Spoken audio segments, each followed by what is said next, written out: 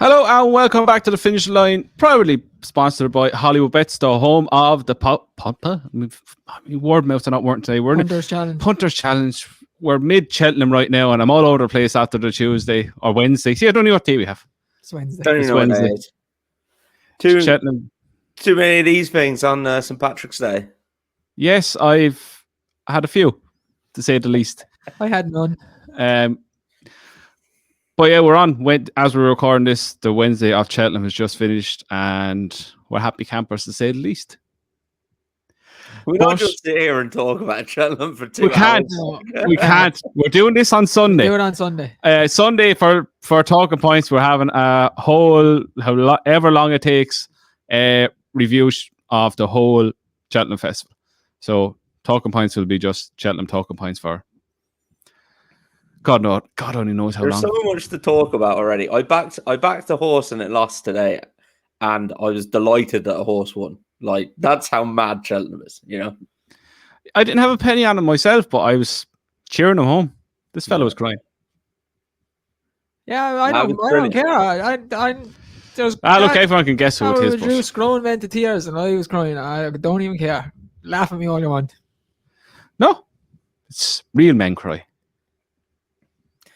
Yeah, let's not get into it now because we would literally be here all day.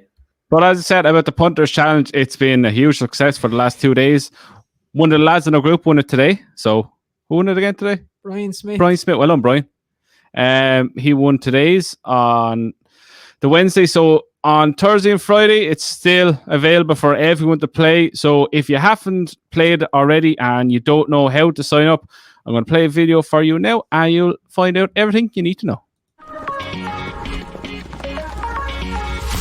The Cheltenham Festival Hollywood Bets Punters Challenge is here. This is your chance to join in the excitement and win cash prizes throughout the 4 days of the festival.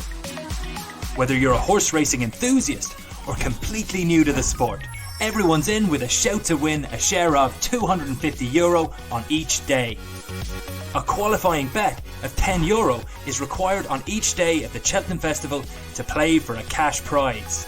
Alternatively, you can enter for free and play for charity, with any potential winnings being donated to the Irish Horse Welfare Trust. The game is easy to play and easy to follow. Simply log in and follow the link to the competition. Make one selection in each race. And be sure to submit your entries at least 5 minutes before the start of the first race. Each selection is awarded points based on where your horse finishes. So, if your selection wins in a 12-horse field, you get 12 points. Second place gets 11 points. Third place gets 10 points, and so on. Plus, you'll get additional points based on the starting price of the winner. In our example, if the starting price of your selection was 4.33, you'll get an additional 4.33 points. That's what makes this competition so exciting. A carefully selected long shot could race you up the rankings, especially in a large field. At the end of the day, the prize money is shared among the top 5 on the leaderboard. Remember, every day of the Cheltenham Festival is a new chance to win. So register for the Punters Challenge today and climb the leaderboard to glory.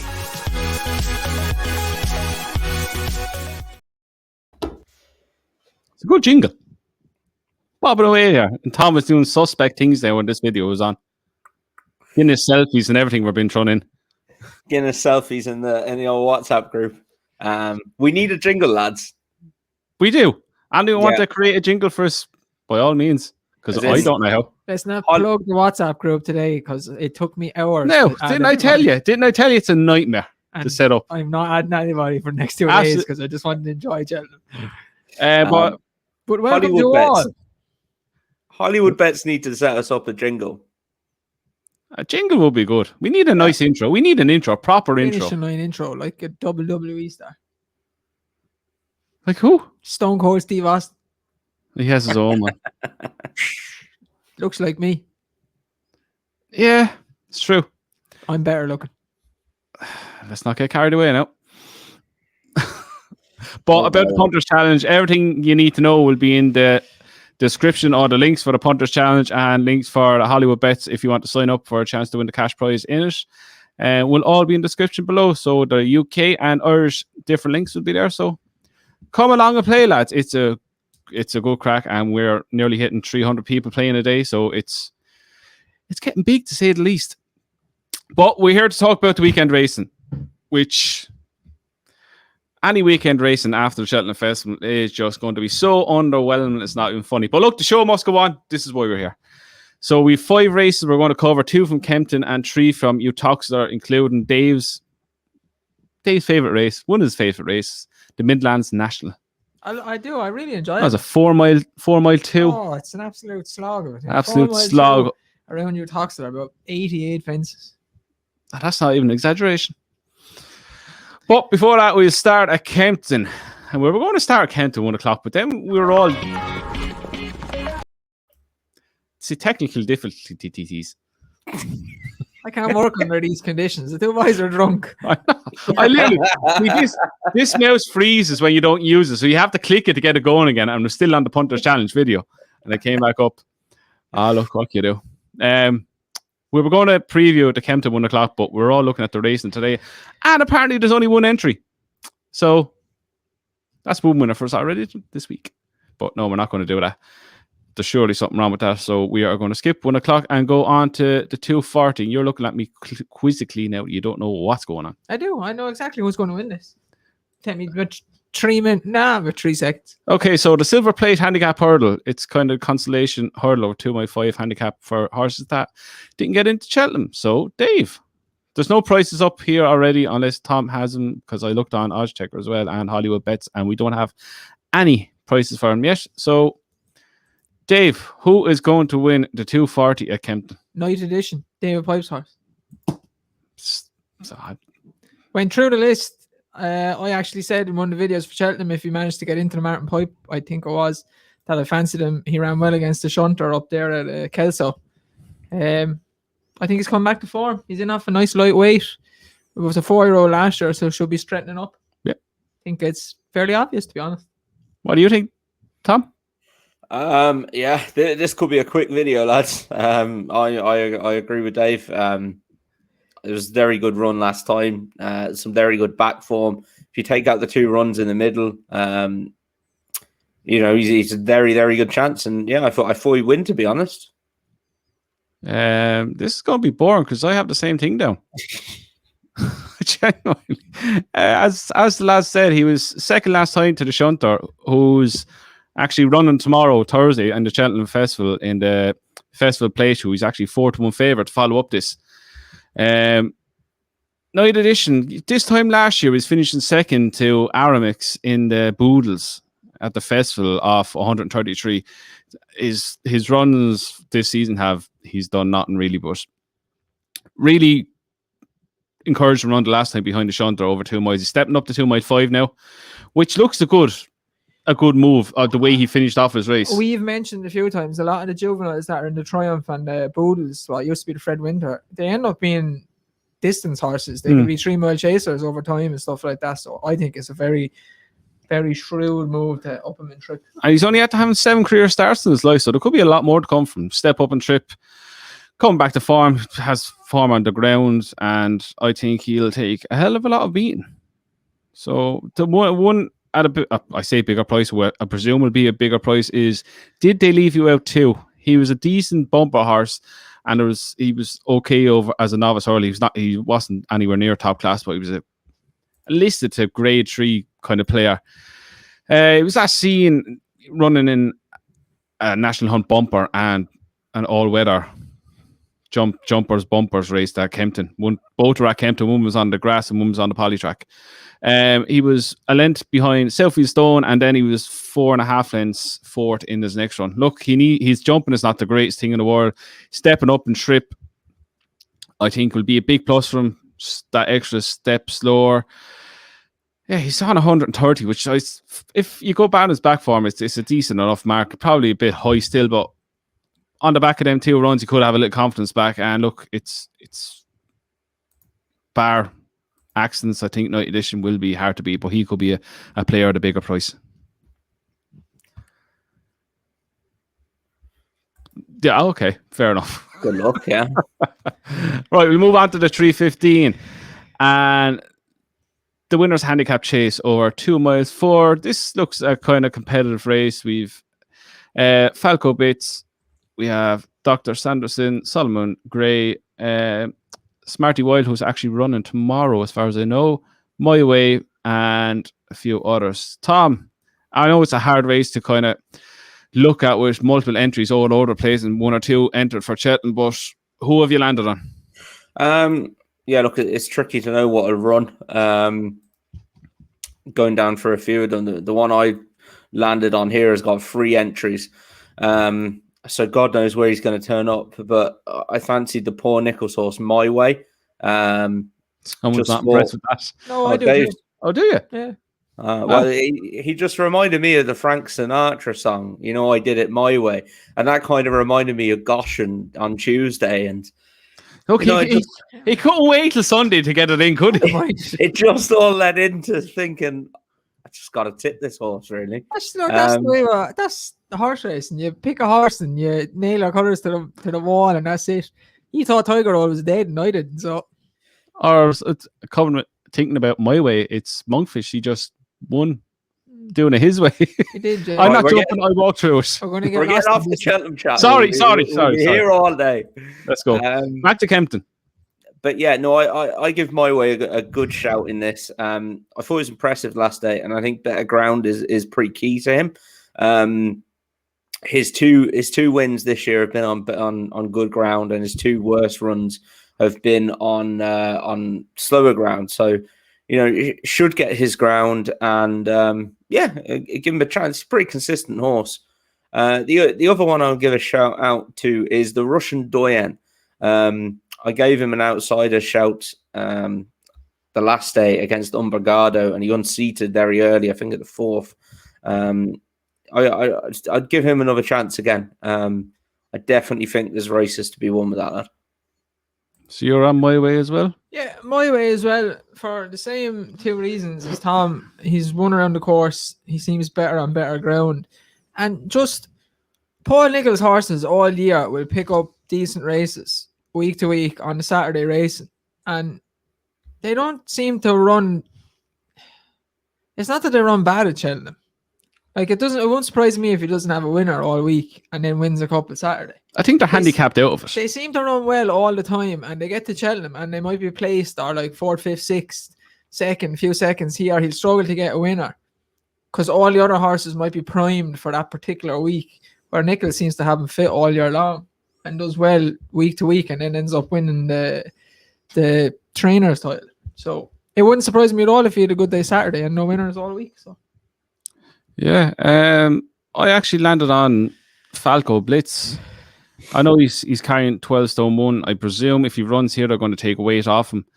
He bolted up. I bolted up last time out at Suddle. I know it's Suddle, but he made an absolute howler the second last, but he still won with his head in his chest. This doesn't look the strongest race bar My Way, and I backed My Way when he lost twice. This is why I'm not going near him again. I went against him when he won last time out. But I think Falco Blitz, he's gone up 11 pounds for his last win. I think there's a lot more to come from him. I know he's a 7-year-old on the improvement. Yeah, he's the one I kind of take out for this. I had Smarty Wild. I had a big spiel wrote down about him. Then I looked up and I seen that he's entered for tomorrow at 50-1 in some race. But yeah, I'm with Falco Blitz, and probably My Way will be the danger. But yeah, I think My Way is going to run it to suit him, and I think he'll track him around and hopefully come and beat him. So that is Kempton out of the way. So I want to talk about Cheltenham right now. So funny. Uttoxeter. On to Uttoxeter. And sure, Dave, we start with the Midlands National. Oh, okay. I just get a bed up here. Midlands National. Good fancy in this now. I have 2 really good ones. So we have Time to Get Up is at 5s. Achilles is in a 9. Highland Hunters is 9. Screaming Colours is 12s. Captain Drake is 14s. Star Savola is 14s. and 14-1 bigger the rest. So, Dave, your favourite race of the year? Well, one of them. So, give us the winner of the Midlands National, please. Two in this, each way, fancy first. My old mate from David Pipe Stable, Ramsey's the Tay. God, Jesus. He wants 5 miles in soft ground, and that's what he's going to get on Saturday. Hardly going to get soft ground, are they? We're soft at the moment. I'd say it will be. It's trying out all the time. Yeah. Well, that's what it says now. And then one that done us favour at Cheltenham a few years back, who looks like he's got slower as he's got older. He needs to jump a little better, but Coostar Civila. Yep. I think he has a great chance to win. He looks the last twice that all he wants is 3.5 miles plus now. He looked a bit speedier when he won the Ultimate, but he's definitely getting slower. And he's a big brute of a horse, so it should do him the world of good, a big 4-mile trip like this. Yeah, I agree with Coastar Civila. Like, we backed him when he won the Ultimate back in 2018. He was back at 142. He was off then.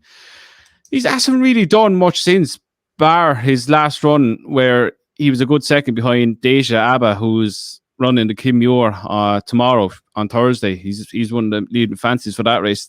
As Dave said, he's looked like he's getting slower and slower. And all he does is stay. He's jumping, needs to improve again. Like, he's still only a 9-year-old. He was second last day, but he would have been closer and better the last 2 runs if he had jumped a little. He's still only a 9-year-old.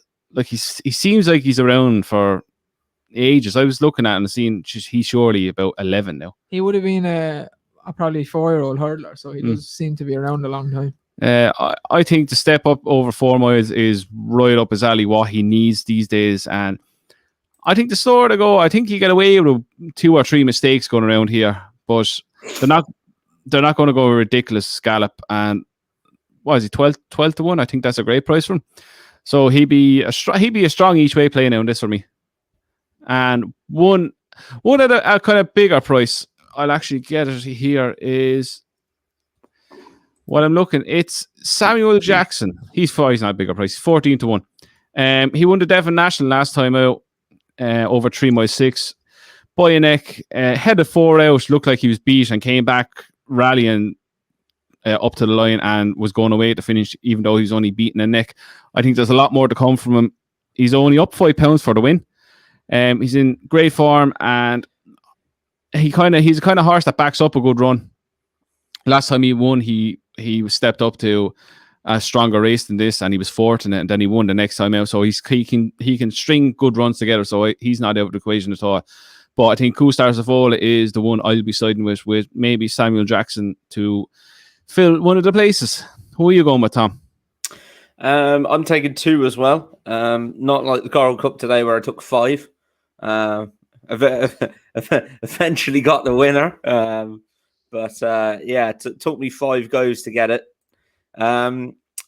This race, I reckon, I like 2, as I said. The first one is very obvious. It's the favourite. This horse is completely unexposed. Looks a strong stayer. Had 2 runs since moving to John Joe O'Neill, over 2.5 and 2 3.5. Up to 3 mile 1 on heavy ground at Wincanton, won very, very snugly. Is only up £8 for that, up to 138. He ran to a racing post rating of 148 that day. I think he's still ahead of the handicapper. He's an 8-year-old, but if you go back to his form in Ireland for Joseph O'Brien, he was second in a maiden hurdle behind Monkfish. Went off 9 to 2 that day. In December 2019, he was also second in a maiden hurdle as well in Tipperary. I think this lad could be completely unexposed now. Look, it's tough enough putting up favourites in a big competitive handicap like this, but I actually think 5 to 1 is a fairly generous price about him. He literally could do anything. The other one is completely at the other end of the scale then.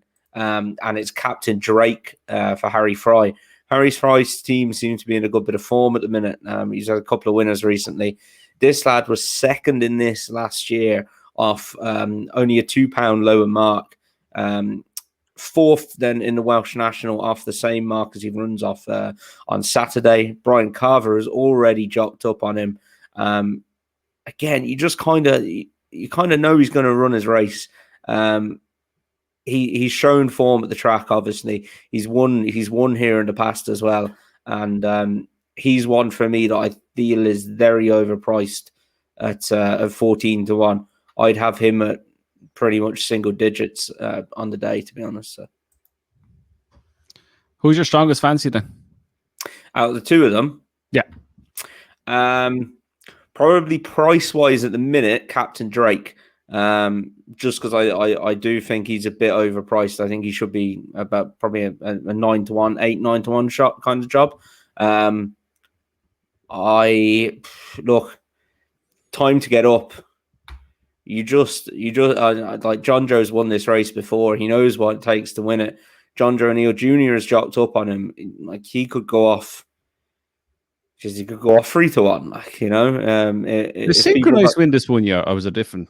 National. He did, yeah. Synchronized won it, yeah. Like if they get stuck into this horse, he could go off very short. To be honest, though, I'd back both of them. They're, as I say, they're completely up the opposite ends. One is completely unexposed. Captain Drake, you kind of know what you're going to get with him. He should just run a solid race and should be up a few pounds after Cheltenham anyway, so you may as well back both. Yeah, I am gonna. Yeah, I'm gonna back both of them, and you get your 4 places, and I'd take those two against the field. Achille is the other one to give a shout out to. He's run 2 storming races. The only problem with him now is he's going up the handicap for not winning, which is a bit of a nightmare. It's not what you want. He started off on 134.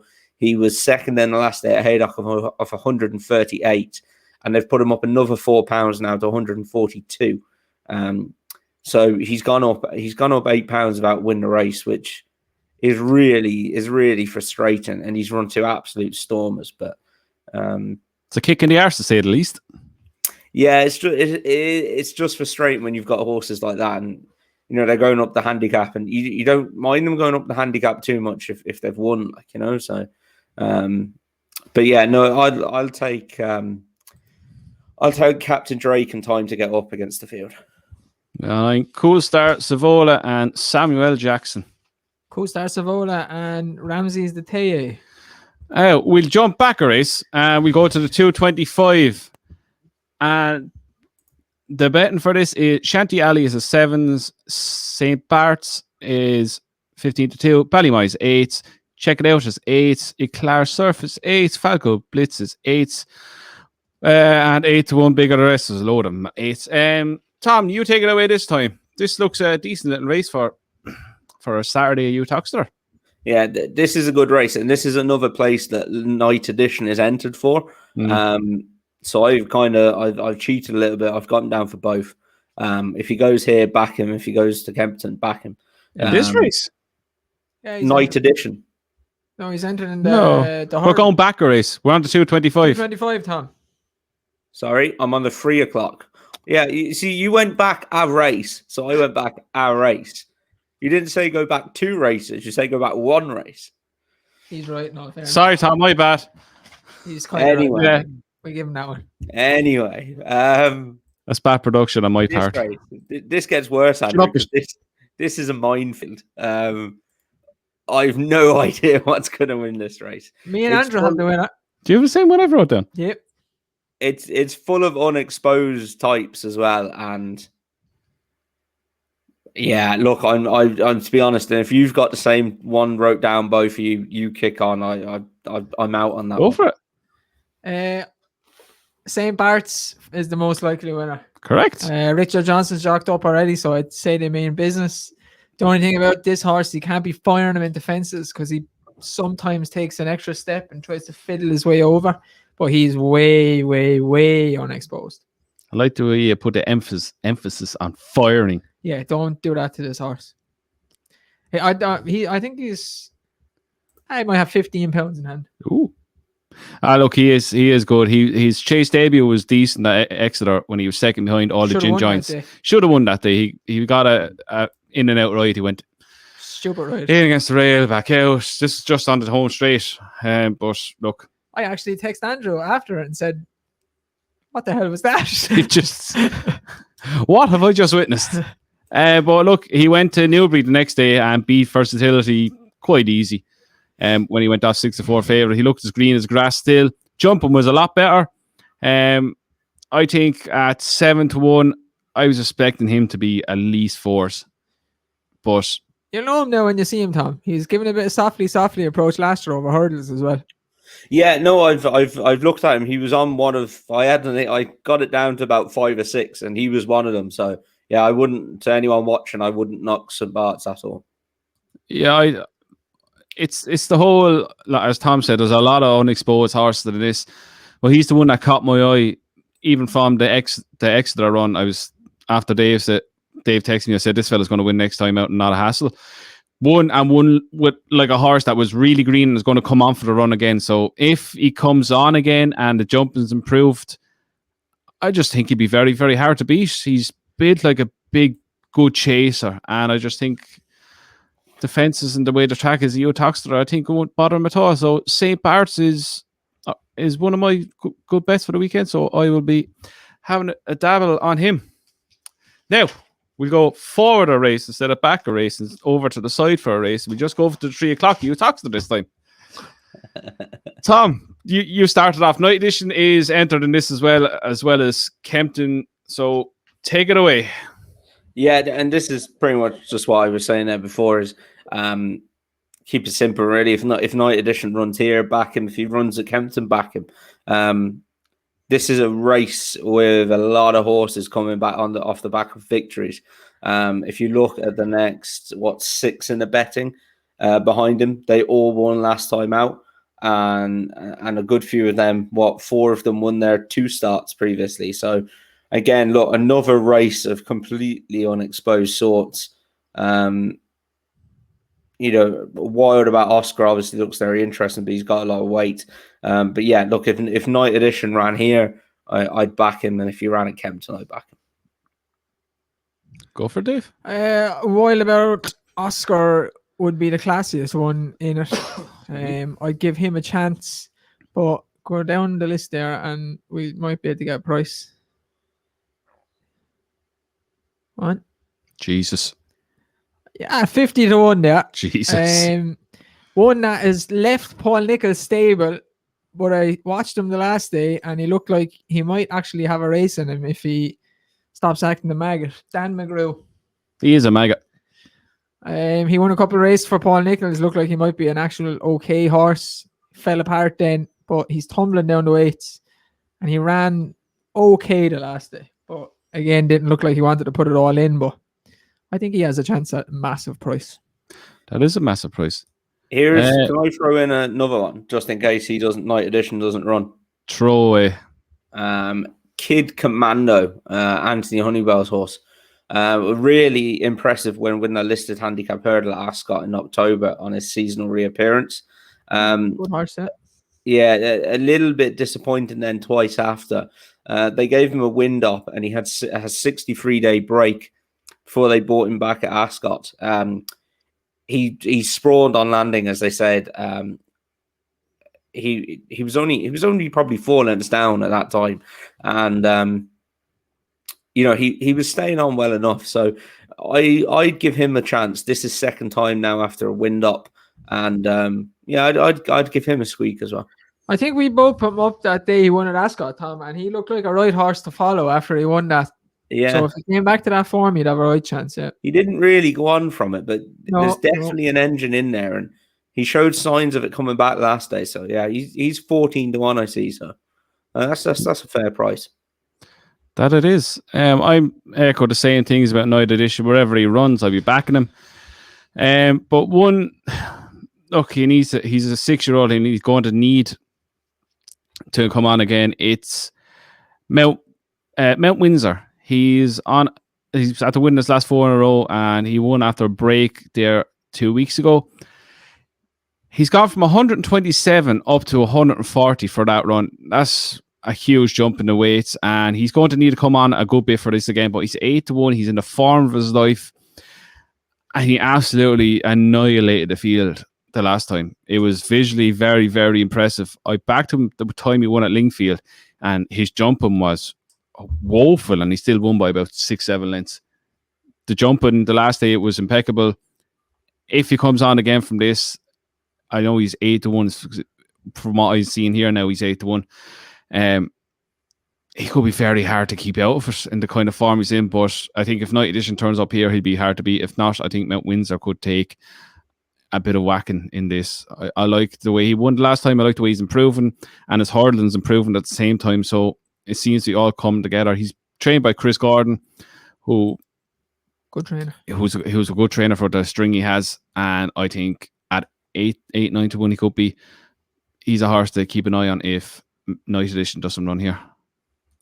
I tell you, for the Saturday after Cheltenham, their 3 night race at Uttoxeter. That's a good day up at Uttoxeter. It's a decent card up there. You always get nice horses running up there, especially in the Nash. It's kind of where some of the horses that don't go to Cheltenham don't get into Cheltenham. A lot of them hurdlers in that race now wouldn't be out of it in the Martin Pipe and the county hurdle and every other kind of hurdle. Yeah, Night Edition especially. He wouldn't be out of place at Cheltenham at all. While about Oscar. There's another one. Yeah. But you got to pick your races, pick your money. That's all the races covered. Before we chat anymore, we go for naps and next bests. Dave, nap. I'll go Co-Star Civila. I think he has the right chance in the Midlands National. And then Night Edition from next best. Hopefully that he runs a Kempton. Tom? Yeah, I want to take 2 in the same race as a nap and the next best, but you can't really do that, can you? So I'm gonna land on. Okay, so you're gonna. Oh no, we'll leave it there. Gosh, Cheltenham week, the hell with it. Who cares? You can have 2 each race. 2 each race. 2 next bests. We won't call any of them a nap. Yeah, great. Look, lads, as Dave's already put up Night Edition, I'd echo that. Captain Drake and Time to Get Up in the Midlands National, battle them both. Hopefully one of them wins. I had the same as Dave, but I'd say I'd be more strong on Night Edition, and like they put up Co-Star Savola. If Night Edition runs a Kempton, back him there, and if he doesn't run a Uttoxeter, I'll be back in Mount Windsor at 8-1. But if he ends up running the Mount Windsor race, Co-Star Savola would be my nap, and he'll be next best here. That was awful confusing. Yeah, you made that sound a lot harder than it was. Didn't it? Yeah. I was thinking in my head, Andrew, just say it. It's bloody words, man, will you? I at one stage was going to say, I'll take Night Edition back if you want to nap. You know what I mean? So nap and next best Night Edition. Co-Star Savola. It's too much hassle. So the same as me. Same as him. Other way around though. Yes, other way around. So don't forget now, remember, this Friday, we are going live. I decided to call this Horsebox Live. Yeah, I'm ready. I'm actually going to have a drink. It's like Gogglebox, but Horsebox. I enjoyed my few drinks yesterday, but obviously need to be wary of what's going on. Still in recovery. Didn't see you today until you picked up this morning. Up to look, I enjoyed yesterday. I enjoyed today as well, but I just sat and chilled watching it. You know, I'll do the same tomorrow, and then I'll venture out again Friday. So Friday, a half an hour before the Gold Cup. So say straight after, 5 minutes after. What's the Albert Bartlett? Is the race before? Yeah. 5 minutes after the Albert Bartlett is finished, we will be going live for the build-up for the Gold Cup, and we will give our reaction for about 5 to 10 minutes after the Gold Cup. I think Tom is at getting roped in to a few meetings on Friday, which was, Tom, you have a year to plan for this thing. Just take it off, man. A good day Friday. Good day racing again. It is. And there's been a few big prize winners, so don't be getting mad involved in the top of the market in the Albert Bartlett. Telling you. Yes, it has a notorious habit of biting you in the arse. Castle Robin, 50-1. Let's do it. Tom is on 100-1 shot. He's not running. My fella is. Come on. Yeah. Gutted he's not running. I'd have given him a great chance as well. I'm batting Castle Robin just because my son's called Robin. A bit better ground out in front there, not a bother. Boom. See you later. So Horsebox Live. I like the name of that now. Zip is annoying me. 5 minutes after the Albert Bartlett, and we'll give a reaction for about 10 minutes after it. And then we will be back on Sunday for Talking Points Cheltenham Festival special, where we will go over all the races, It's going to be a the long whole one. 4 days. So strap in, enjoy, because there is so much to talk about already, and we're only 2 days in. It's only half time, lads, and we are absolutely. I've loads to The say. amount that I'm trying to not say here about the Cheltenham Festival and just hold it all in is ridiculous. I've loads to say. You just want to say big, beautiful chestnut bastard. Oh, big, beautiful chestnut bastard and big, beautiful Bob. And I just want to say big, ugly, hanging bastard. That's all I want to say. Who's he talking about? Who do you think? Oh, yeah. Who's the only horse to try and run off the course this week? He's not big. He's quite small. I can't believe it when I see it. I want to talk about Rachel Blackmore. She's unbelievable. She's unreal, lads. By far, making mincemeat of all the other jockeys in the bumper. She's we're not going into it. She rid them to sleep in the bumper. She nicked it from the front, and she was at the making a fool of Paul Townend and two other great. What I liked was Harry Cobden had the jockey cam on Brave Man's Game, and when they're going around the bend, you could see Rachel pulling Bob Ollinger's head into Brave Man's Game just so he wouldn't go yet. I'm under no illusions that I think Bob would have won anyway today, but like Gayard lost 4 lengths coming around the bend because of what she did. It was brilliant. That's because he's slow. she's ridden the boots off a couple of guys a couple of times this week. Like she's just riding out of her skin. And who still gets all the mentions? But let's not go there. Yeah, don't make me angry. And we'll also talk about the absolute shite that ITV put up before the Arkle. Do you know what I mean? No, we can actually talk about this. We can actually talk about this. Is not to do with the festival. I cannot believe, right? People are fucking waiting around for a year. Excuse me, language. For something to look fucking forward. That excuses language again. Right? For something to look forward to. This unbelievable novice hurdler wins a novice hurdle by about 10 lengths or whatever. I think it's about 20 odd. 24 lengths. Yeah. Right? Unbelievable performance. And I don't even think we seen the horse when he came in. Nope. It went straight to 12 or 14 minutes of rubbish about COVID. And I understand about the whole situation with COVID, but there's literally no need to do that. We've been building for something. The people in Ireland, people in England, people in Scotland, people in Wales, something to look forward to. We're in lockdown what seems like a fucking year. It has been a year. Like we were let out, put back in, and we're in since. Like there was just no need for it. It was ridiculous. Do you know what made it even worse? Piers Morgan was on it. Piers Morgan shouldn't have an opinion on what socks he puts on in the morning, let alone anything else in life or society. He doesn't like racing. He's nothing to do with racing. Tom, never mind. Why? He doesn't like racing. He doesn't like anything. He just moans about everything. But you know what the worst part of this was? The flagship terrestrial horse racing show / channel aired it. Yeah, and you know every single talk about shooting yourself in the foot. Every single person that was in our group, in other groups, on Twitter and all that. Every single one of them that I talked to agreed that it was absolutely stupidity doing it. There was no one said that was good. It was even in the Racing Post then about ITV had to defend the doing it and all that. It was. I just don't understand what they were thinking. Like now, look, I wouldn't target any abuse. Obviously, don't abuse anyone, but I wouldn't target any of the blame, say, towards any of the presenters. That's an editorial decision. Yeah, they're no real issue. It just shows how out of touch with racing and how little the hierarchy in ITV care about racing. The fact, we get people saying to us, "Oh, ITV is the best coverage." What are you on about? No, they don't. I was on the opposite. We didn't see a horse in the parade ring before the Arkle on ITV. There was no footage of Paul Townend or anything like that getting his trophy or nothing like the big thing that would be on any given Cheltenham festival. It was the biggest. It just made no sense why it was aired in the first place, but it was made no sense why a horse racing show would air it and just show the whole Cheltenham Festival in the worst light you could ever do. A half an hour into their coverage. They also, like, it was the English banker, the whole meeting was running in the Arkle. Didn't even see him in the parade ring. Didn't even talk about it. Yeah. And I was sitting on, like, we were the opposite sides in Andrew watching the racing.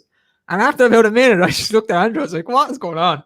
Is this actually real? I was waiting for the but. I was waiting for the spin of how bad that was, but how great racing has done to put things back on. Maybe some Kate Tracy on Twitter had like the inside of the cabins that all the Irish staff are staying in, all that, and what a phenomenal job they've done to put the Cheltenham Festival on. Which, okay, credit to ITV, they have said over the week. But I was waiting for the whole thing to flip to that. It just didn't. It was just mental. What annoyed me the most was the tone of it. It was the tabloidy tone of putting people's clips up from last year saying, "Oh, we're not worried about the coronavirus." Yeah, you know, like it was a snide tone. It was like something that someone would produce to say, "This is what racing is. Look at these ignorant, arrogant people. Don't care about people dying. Look at them." Yeah, exactly. Joke. Exactly, Tom, which isn't true. And they picked out comments.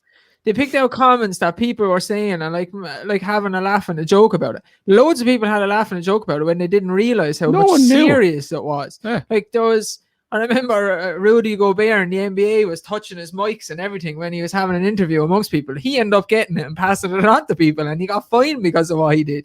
But nobody could know at that stage what was going to come 2 or 3 weeks later. And they picked out all the comments where people made a joke about, "Oh, we're at Cheltenham, we'll have a pint, who cares?" But like that's not how it was. Like, no. And as Nick Rust, like, I think he did a very good job of defending the decision. And you know, he was saying, like, you know, how many thousand it was like what 5,000 Spanish Atletico fans in Liverpool for a Champions League match on the Wednesday of Cheltenham. Didn't hear anything about the Premier League about that.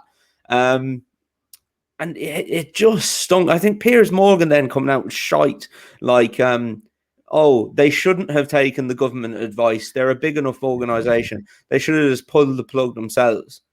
What? Not that he's going to watch this, but he's a fucking idiot. What are you on about, man? Like, just talking absolute crap just to be relevant. And he's lost his job because of it, and rightly so. He's an absolute disgrace. Yeah. Like, he shouldn't be allowed on telly. He's just a fool. Well, he's off it now, isn't he? And this is the next point. He's just got sacked by ITV. Yeah. And we're putting him on a Cheltenham bloody thing.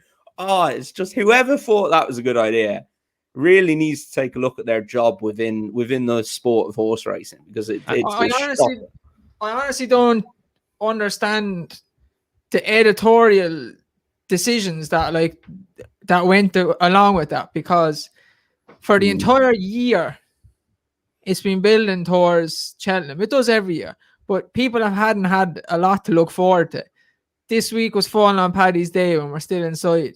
Like, why not run that thing? If they wanted to run it a couple of months ago, they should have used the week that they have here now to promote the sport instead of making it look bad after the first bloody race. Yeah, could you imagine like any Joe So tuning into for the Cheltenham Festival, and 10 minutes after, or not even 10 minutes, 5 minutes after, the Spring Novice Hurdle was won by one of the most impressive weather we've seen in a long time. Oh, look, so this is what happens in horse racing. They don't give a shit about anyone. And after, why would I watch this or support this? Oh, let's get on Twitter and crap racing. And they did as well. There were people on Twitter saying, like, "Oh, yeah, why did it go ahead last year?" It's like, God, lads, come on. And after what happened in the run-up with Gordo and all the rest of it, I was like, that. This is the ultimate brain fart here now. I don't know what they're doing. Could you imagine the meeting now, sitting in ITV, big meeting room? Oh, I have a great idea. Let's run coronavirus from last year. It's a great idea. But dope, and dope. Said yes. It just says to me that they don't care. The hierarchy of ITV. They clearly don't. Jesus, we sat in the meeting and we had someone say that to me, just get out. Get out. Yeah, you're sacked. There's the door. But I think the timing was terrible. Like, if they just stuck it on, if they just stuck it on tomorrow at some stage, I they still might have wouldn't have got- been. It wouldn't have been very good, but they might have got away with it. It was literally half an hour into the show on day one. Yeah. Bang. What has annoyed the hell out of me is we've the best racing story in the world. Rachel Blackmore, the first female to ride the favourite of a championship race at Cheltenham, and then to go and win it as well, and on a mare. Like, it's the best story for racing. Like, Yeah. you know, we allow males and females to compete on a level playing field, which is what I think it should be. You know, if you're good enough, you're good enough, and we show that we give women every opportunity, and if they're good enough, they'll take their chance and they're good enough, and they get treated the same as men, which I think is really important. And we're blowing out this crap. Like, you could have done an hour-long feature on Rachel Blackmore, her career and her life and riding Honeysuckle. I tell you Instead now, we if put that on. another unnamed woman rode that horse, the highlight reel will be still going. That's the thing now. And this is our point. We don't hate Bri Frost as a person whatsoever. It's the shit that comes around her on ITV. It's ridiculous. If Bri Frost rode Honeysuckle, the champion hurdle victory, there would be a feature on her on the Saturday after Cheltenham of Bryony, her life in racing. She's won 3 grade ones already in 2 days, and she just doesn't get the plaudits she deserves. And yes, she's on good horses, but you also have to ride them properly. You can't make mistakes. You're against other horses that are all primed for the day in grade ones. And in the 3 races that she's won, she's been the best jockey. She's made no mistakes. She's judged the pace correctly. She's went at the right time. She pulled Bob back in today when he was a bit free, filled him up, went at the right time, blocked out the other riders. Nothing wrong with it because it was good race riding. She deserves a lot more credit than she's getting. She stole that bumper today. She shouldn't have won. The second should have won. After about 4 furlongs, she slowed it down and then kicked 3 furlongs out before she went around the bend, kicked, got 4 lengths, won by half a length. She stole the bumper. And for anyone who says that's pocket talk, I back Sir Gerhard. So. It's not pocket talk. She was, I think, 2 lengths on the camera angle where it changes for him to go into home straight. And by the time she got where the camera went back around, the distance between her and Kilcrut was triple the distance. Yeah. And she won by what, a half a length? Yeah. That's where she won the race. I was obviously on Gaillard and Menil as well. As soon as he crossed the line, first thing I wrote into the WhatsApp group, Andrew, you're a genius. That is an unbelievable piece of race riding from Rachel Blackmore. That was before the replay, because I seen what she did. Yeah. There was space for Gaillard to go up on the inside of Brave Man's game. She went up in front of him in a cross, so he had to go against the rail. Race was over. She's riding out her skin, and lads, I'm telling you this, the way this week is going, I think she'll win the Gold Cup. Yeah, she's having a good week, and it's all looking like that. All power to her. Imagine Henry has the champion hurdle winner, the Queen Mother, the champion chase winner, and the Gold Cup winner all in 1 week. Like, that's just unbelievable. Well, Lisa, I find few talents out there now, to be honest. There's a lot. Wait, a few more to come. And he had 2 lovely bumper winners last week as well. He did, yeah. I was going through a couple of horses like as they've won this week and whatever, and talking to a couple of Pimlico members and saying like, Jesus, when we get to go to the yard now, you're going to be able to meet Bob Ollinger, you're going to be able to meet Honeysuckle, all that, put the kettle on. And a couple of lads texted me back and they're like, and Envoy Allen. I was like, oh my God, and Envoy Allen. Yeah. You just forget about them. There's that many now. It's what a team he's got. It's unbelievable. There's a few superstars out there, but I tell you, put the kettle on as it's just a special place. Oh, she's just unbelievable. We can't talk about it now. So right, we're gonna have to pull the plug. We'll ruin Sunday. We leave it at that. Oh, I just want to say that I just want to reiterate that point that the presenters on ITV, do not blame them for that. That's an editorial. Yeah, but they shouldn't have come out and defending it. That's their jobs. It's a tricky position for them. I do feel for them a little bit in that position, but they could have said. They could have just what said. Can they say? Like, they can't say too much. They could have said, "Oh, look, in hindsight, it probably wasn't the best decision in the world." Blah blah blah, and just left it at that. Yeah, difficult enough when your bosses are telling you it was the right thing to do. But I suppose, yeah. It's true. yeah, look, I don't know. I just wouldn't direct any portion of blame towards them. It's an editorial decision. So. Yeah, that's true. And do you know who really annoyed me on ITV and only reiterated to me today? Luke Harvey. I can't stand him. Just when we're trying to back up the presenters on ITV, he bothers the life out of me. I like Luke. Yeah, you would. He sits on the fence all the time. Yeah. I don't like his mannerism at all. I just don't get how when he's talking, he's like, "Oh, that horse has a chance because it looks nice." Like, because it looks nice. Like, what did he say every on time Tuesday? He's the paddock pick. You should have a bet on him last. Yeah, he's the paddock pick. You should have a bet on him last. All right, Luke, you might want to change. What was the horse? There was a horse. He said remember he goes down to the hurdles when they're coming around. Oh, it's the first time we've seen him at Cheltenham. Luke, he ran the festival last year. You absolute twat. He did. He said it about something, and the horse already have to run twice at the festival. You absolute dingbat, like.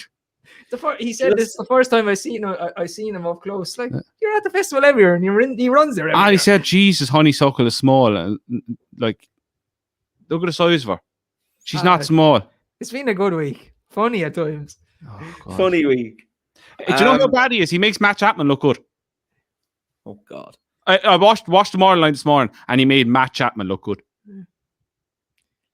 Nothing could make Goshen look good, but sure, we'll get on to that Sunday. Oh God. Right, we leave it at that.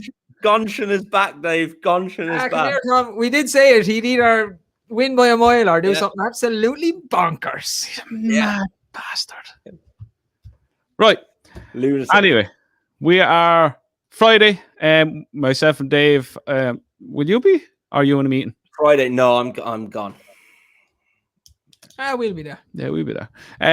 We will be live. I'll put up the exact time where we're going to be live. I'll make the post in the morning, but we're going to be live 5 minutes after the Albert Bartlett, all the build up to the Gold Cup, and we will give our view on it 10 minutes after it. And if Tom gets out of his meeting early or be sick on Friday, he might join us. Well, that might get sacked, but that's not happening now that you've done that. Yeah, that's that excuse out the window. Yeah, thanks, Andrew. Get away with that now. Well, they don't watch this. After the arguments I had with some people in your firms now, they will not watch this. Right, cut. Come on, we're done. Let's get out of here. See you later. We're back Friday with Horsefox Live, and then we are back on Sunday for talking. This camera actually got better, and you know. All right, lads. We see you Friday for the Gold Cup.